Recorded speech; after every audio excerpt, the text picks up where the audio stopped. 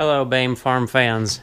We're back at the trusty, dusty, and slightly rusty International 51 silage box. Now, I didn't get this on camera, but last Halloween of last year, 2017, we ran into a little problem. The problem was not the chain missing. I took that off. For the problem we need to address. It's full of ear corn. That's not the problem.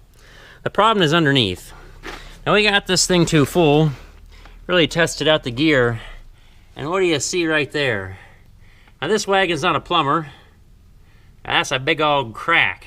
If we look really close, you can kind of see, hopefully not from distortion because of the fisheye lens, but the center post is bent a little bit.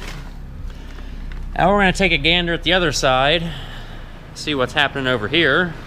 So we swing around. Oh yeah, we trip over some stuff. Woo!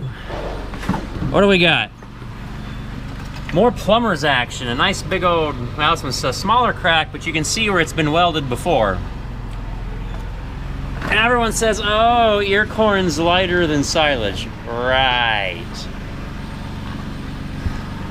So what the real mess up problem was because of the way the wheels, the way this thing steers. You can see it splayed out a bit, which is probably because I had it full and was turning it. But it oversteers so bad that it was twisting, and I think actually backing it full into the barn was what caused this issue. Now, if I'd filled it in this position and never intended on moving it, we might have survived. So now we have this rescue and weld or something mission.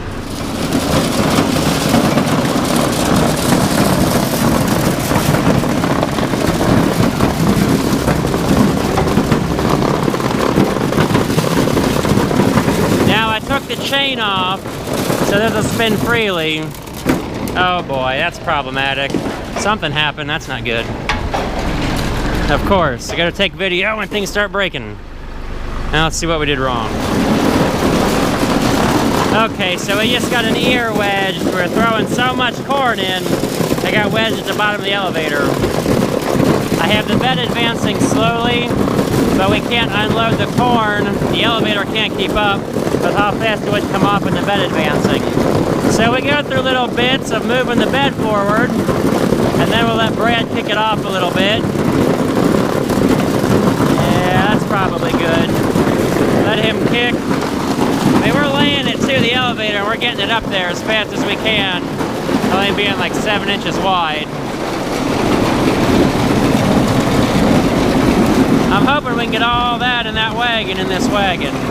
I know we're just transferring it around, but for a year-old corn, this is pretty good. This was picked, you know, end of October last year. It's October 1st today. We'll pick this one up. Looks pretty good. It fell in the dirt and the ground, so it's got a little bit of dirt on it there. But I'd say pretty good. Don't see any bugs in it or anything. It's holding well. So we need to get this, emptied out so we can fix it. Always fixing.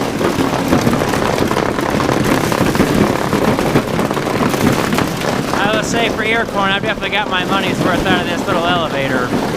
It's just maneuverable for small stuff in the barn. If I had that big one working that I bought back in the spring, I'd have to get this wagon outside, which I can't because the wheels want to fall off, and to get it set up in the barn would be difficult. Okay, so as we try not to lose any limbs here, which we can't because the beaters are stopped, it's totally safe except for maybe like falling on them and dying. We'll be okay. So I'll catch up with you guys as long as everything keeps moving smoothly.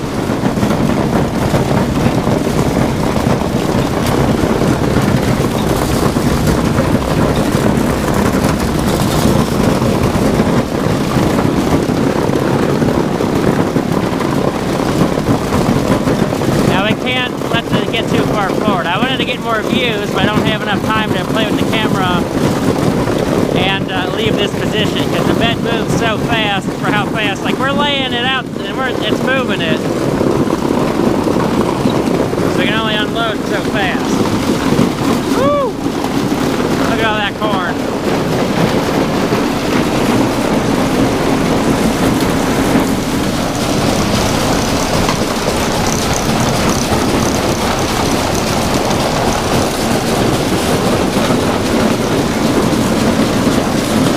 Even Shiloh is in on the action. I'm hoping there's not a whole lot of mice for him to chase in this. But, you know, the wagon's very open. And what do mice like to eat? Well, I gotta get to work here getting this all distributed because I am bound and determined. And the wagon's getting pretty low, so we might make it. It'll be a big heap.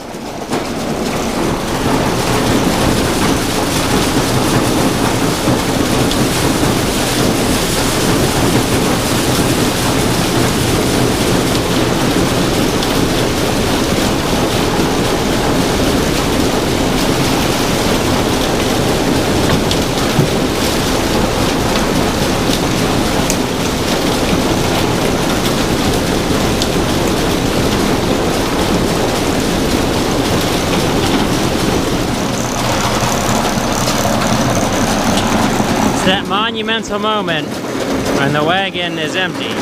Now we gotta clean up everything that fell out on the ground. Did you get any mice, Shiloh? Huh? You get any mice? Get the mice. Yeah, mice. Yum yum. He's on the prowl.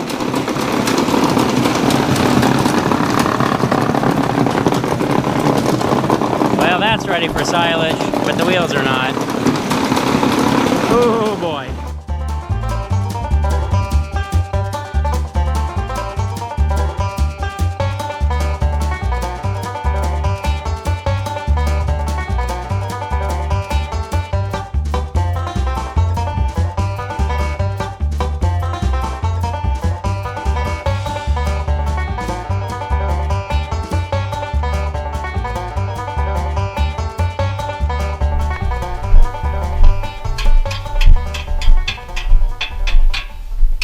Back with the next day's action. The box is mostly supported by the back wheels, our lovely stack of pallets. This is what we did when the green wagon decided to drop its rear axle on us. It was empty then, so that was good. And we're empty now. But you can see this lovely crack. We're raised up, no weight on the front here. As soon as we get both bolts out, Brad, are both bolts out? Oh, that's fantastic. We should be ready to not crawl under here too much. Shiloh, what are you doing down there, huh? And we're gonna yank the front set of wheels out. It shouldn't, I mean, you're not gonna roll the pallets. And the back is anchored to the frame. So this should pull out. There's no extra pipe. Like there's a little acceptor piece in the front, and there's that hole back there, but most running gears have their own pipe from the front beam back to the little Y support back there. So this is kind of you know, not using too much steel, but maybe that was why International wasn't known for their wagons, or didn't have many, unfortunately. They like everything else red, but I don't see many red wagons. So if this goes well, we got a little motion. You might have to get underneath there and lift in the middle, I'm afraid. It's just binding. It's when the back is wanting to twist down, or you pull and I'll go underneath there and die. You're not making it? Well, just to take the weight off.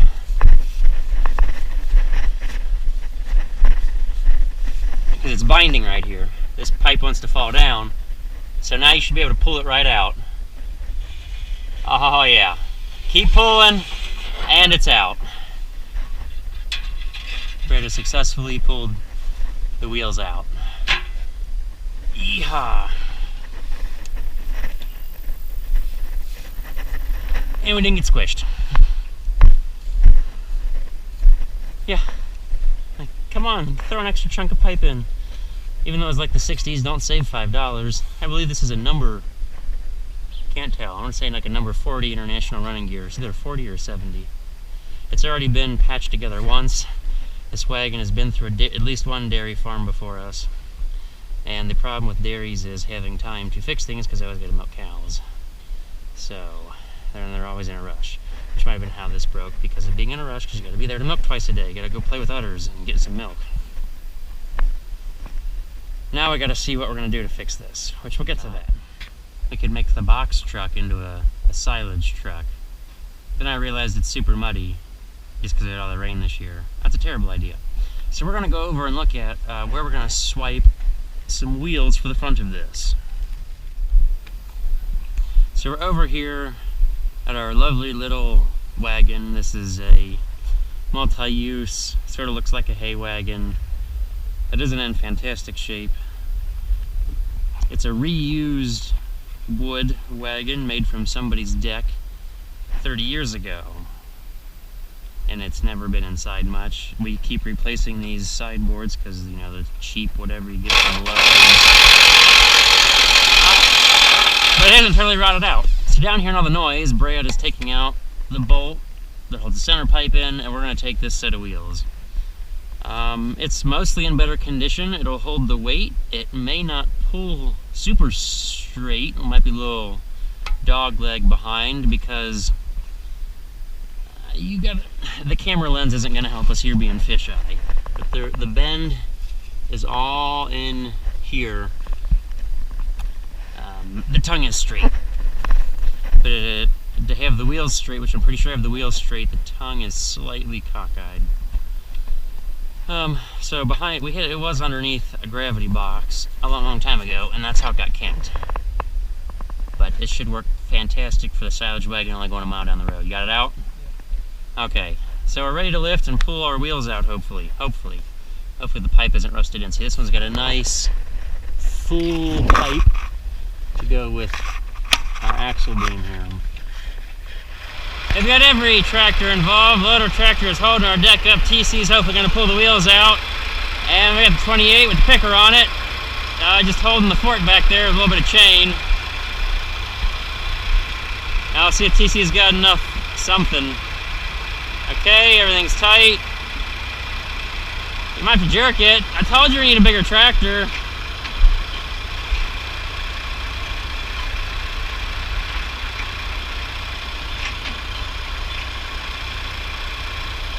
My grandma can jerk it better than that. Well, I might have to find a tree or something. This is not... You don't say. Well, we can always get the 1466. That'll, yeah. Got what? Yeah. Or at least gently put it in first gear and creep away. Or pull everything along with us. I don't know. Pretty sure there was only the one bolt. Yeah. Whether we moved, we don't know. I don't see any fresh rust there.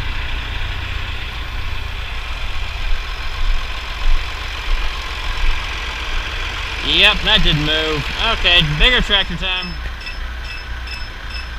Isn't that just so pretty with duals on? Well, we're going to try to break things even more now. Got a bigger tractor involved. Of course, we could just pull everything in line along and not do anything.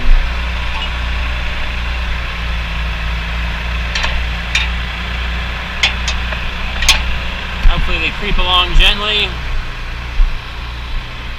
and watch things come apart.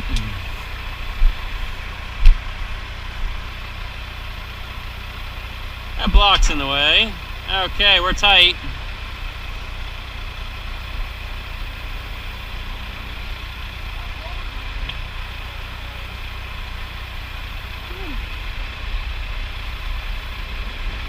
Yeah, that's not going very well.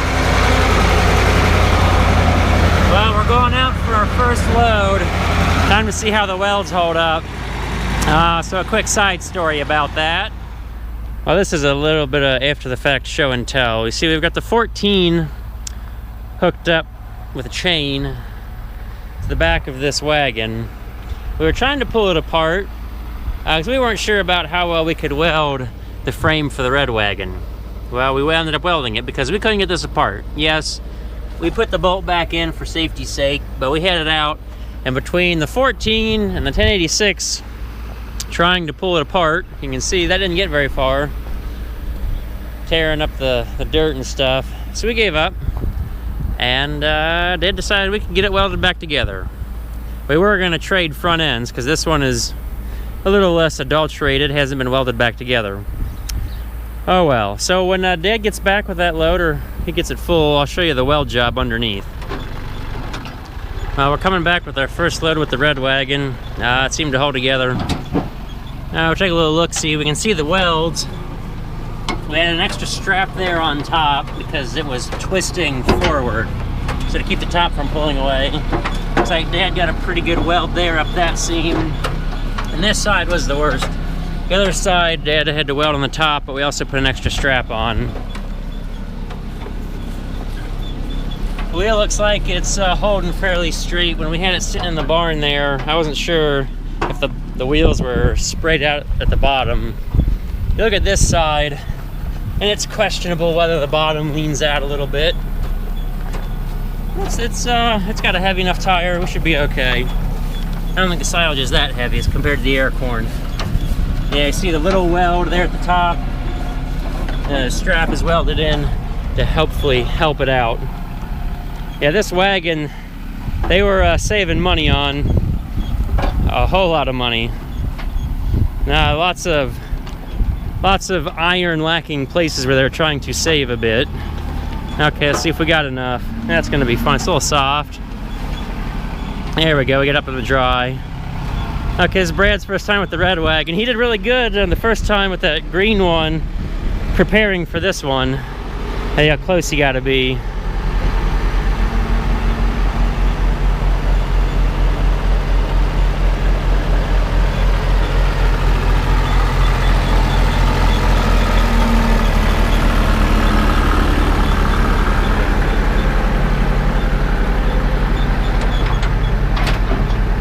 Yeah, it's pretty good.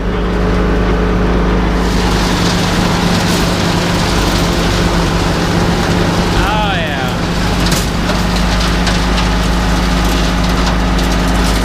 Ah, haha, that's what that noise is.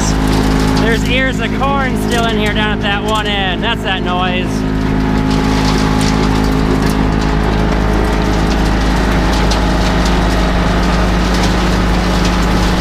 There we go. Took a second for the bed to start pulling.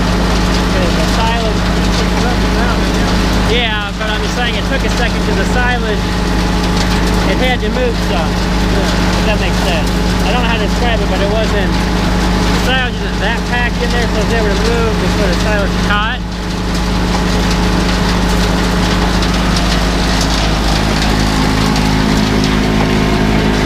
Look at those ears of corn.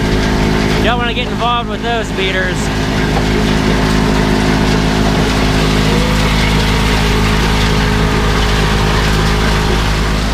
Well, we're getting to the very end of the red wagon. It survived its first load. It's saying we're good to go for a while. Seems like the axle stayed straight. It's all good. Well, time to let them rip. See how many days we can get this thing filled.